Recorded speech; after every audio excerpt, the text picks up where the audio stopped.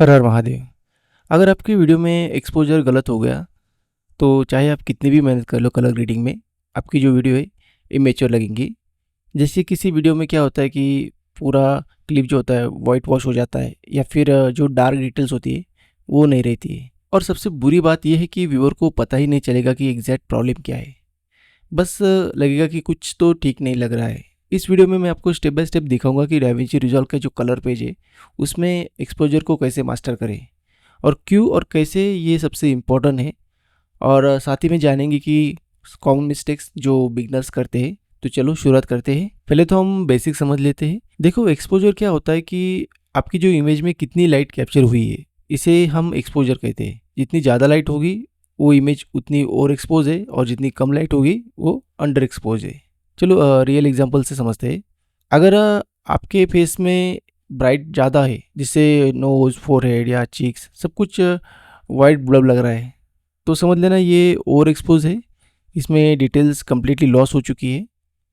और अगर फेस में इतना डार्क है कि फीचर्स बेयरली विजिबल हो रहे हैं और नॉइज ग्रेन दिख रही है, तो ये समझ लेना ये अंडर एक्सपोज है। परफेक्ट एक्सपोजर का मतलब होता है कि हर एक एलिमेंट क्लियरली विजिबल और डिटेल सेफ और नेचुरल लुक लगना चाहिए। यहाँ पे सबसे इम्पोर्टेंट क्वेश्चन ये है कि एक्सपोजर ही फिक्स क्यों करें, कलर क्यों नहीं पहले। रीज़न सिंपल है, जब आप एक्सपोजर गलत हो तो आप सारी जो कलर एडजस्टमेंट करते हैं वो गलत डायरेक्शन में जाएगी। सोचो अगर आपका फेस ही अंडर एक्सपोज है तो और आप सेचुरेशन बढ़ाते हो तो स्किन टोन अननेचुरल लगेंगी। और अगर आप कॉन्ट्रास्ट बढ़ाते हो तो जो डिटेल्स ऑलरेडी लॉस्ट है तो उससे क्या होगा, वो और डैमेज होगा। तो हमेशा याद रखना है, आपको पहले एक्सपोजर ठीक करो और फिर कलर एडजस्टमेंट करो, तभी आपकी जो कलर ग्रेडिंग है सही से होगी। अब बात कर लेते हैं एक्चुअल टूल्स की। डाविंची रिजॉल्व में प्राइमरीज पैनल में आप यहाँ पे 4 कंट्रोल मिलते हैं आपको। लेफ्ट, गामा, गेन और ऑफसेट। हर एक का अलग अलग काम है। चलिए एक एक करके समझते हैं। लेफ्ट जो है आपके शैडो को कंट्रोल करता है, मतलब कि जो इमेज का डार्क एरिया होता है उसे, जैसे कि आपके बाल या अपने शर्ट का फोल्ड या फिर बैकग्राउंड का कोई डार्क कॉर्नर। अगर आप लेफ्ट को ऊपर करते हो, मतलब बढ़ाते हो, तो ब्लैक है वो ग्रे हो जाएगा और इमेज बिल्कुल फ्लैट हो जाएगी। और अगर आप लेफ्ट को नीचे लाते हो, मूव करते हो, मतलब डाउन करते हो, तो जो ब्लैक है वो और डीप और रिच हो जाएगा, मतलब कॉन्ट्रास्ट बढ़ेगा। तो हमेशा जो है फुटेज में लेफ्ट को स्लाइटली डाउन करें, जिससे कि जो डेप्थ आ जाएंगी। लेकिन ध्यान रखें ज़्यादा नीचे मत ले जाना, वरना शैडो जो होती है कम्प्लीटली क्रश हो जाएगी। अब सबसे इम्पोर्टेंट व्हील गामा। 90% जो एक्सपोजर फिक्स होता है ये गैमा से ही होता है, क्योंकि गैमा कंट्रोल करता है मिड टोन को। मिड टोन मतलब स्किन, जो सब्जेक्ट की जो सारी चीज़ें होती है जो बहुत डार्क या बहुत ब्राइट होता है, उसके जो बीच में का जो हिस्सा होता है। चलिए इसे रियल सिनेरियो से समझते हैं। अगर आपने कोई पोर्ट्रेट शॉट लिया है, जैसे कि फेस स्लाइटली डार्क लग रहा है, तो गामा थोड़ा सा अगर आप ऊपर करते हो तो फेस ब्राइट हो जाएगा। अगर फेस अगर ज़्यादा ही ब्राइट है तो गामा को नीचे करो, फेस नेचुरल टोन में आ जाएगा। और एक बात आपको हमेशा आपको ख्याल में रखनी है कि फेस हमेशा जो है नेचुरल दिखना चाहिए।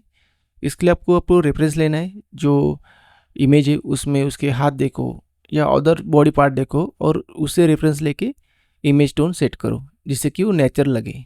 गेन जो होता है हाईलाइट को कंट्रोल करता है, जैसे कि स्काई, विंडो, लाइट, रिफ्लेक्शन, वो सभी एरिया जो ब्राइट होते हैं। अगर आपके बैकग्राउंड में विंडो है और वो कम्प्लीटली वाइट ब्लो हो रही है तो गेन को थोड़ा कम कीजिए। और इमेज अगर डल या लाइफलेस लग रही है तो गेन को थोड़ा बढ़ा दीजिए। गेन से क्या होगा कि वो थोड़ा पंच आ जाएगा उसके अंदर। पर हमेशा केयरफुल रहना गेन का इस्तेमाल करते हुए, क्योंकि ज़्यादा इसका इस्तेमाल करोगे तो क्लिपिंग हो जाएगी और जो डिटेल्स है परमानेंटली लॉस हो जाती है। ऑफसेट थोड़ा अलग काम करता है, ये पूरी इमेज को, एक्सपोजर को एक साथ ही शिफ्ट कर देता है।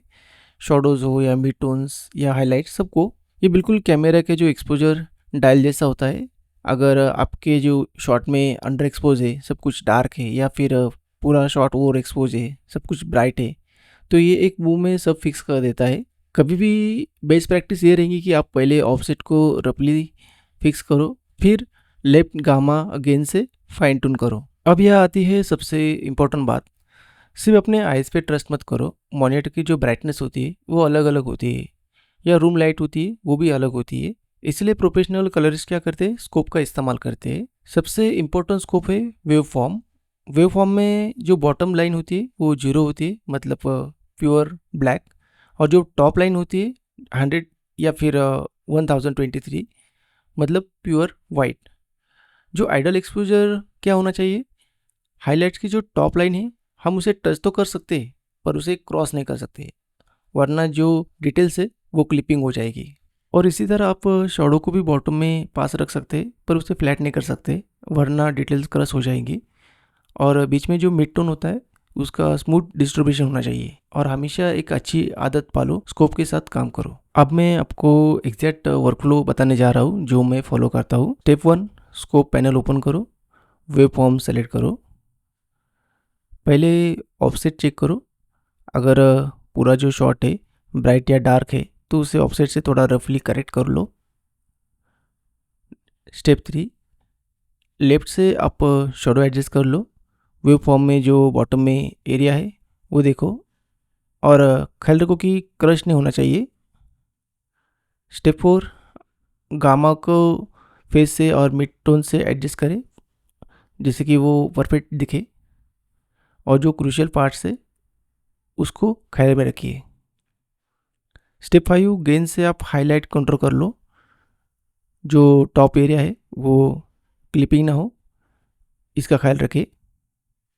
और फाइनल चेक करो, इमेज अगर नेचुरल लग रही है, और स्कोप भी देखिए, अगर बैलेंस है तो डन। और यही वर्कफ्लो को आप हर शॉट पे अप्लाई करो, इससे आपकी मसल मेमोरी बन जाएगी।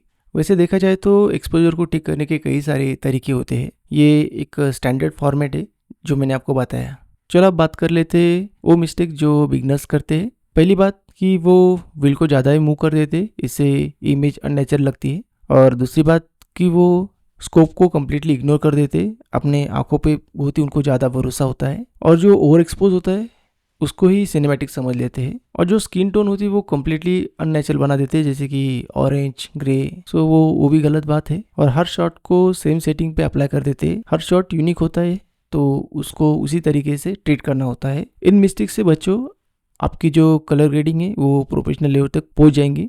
तो याद रखना कि परफेक्ट एक्सपोजर प्रोफेशनल लुक का फाउंडेशन होता है। जब आप एक्सपोजर को सही करोगे तो कलर ग्रेडिंग भी ऑटोमेटिकली 10 गुना सही हो जाएगी, कॉन्ट्रास्ट अच्छा लगने लगेगा, कलर पॉप्स हो जाएंगे, और मोस्ट इंपॉर्टेंट कि व्यूअर को भी वीडियो नेचुरल अपीलिंग लगेंगी। अगर डाविंची रिजॉल्व में और एडवांस टेक्निक सीखना है कलर ग्रेडिंग के और ट्रैकिंग के इफेक्ट्स के, तो मेरे चैनल को सब्सक्राइब कर लेना। और वीडियो कैसा लगा, अच्छा लगा तो लाइक कर देना, इससे बहुत हेल्प हो जाती है। मिलते हैं नेक्स्ट वीडियो में,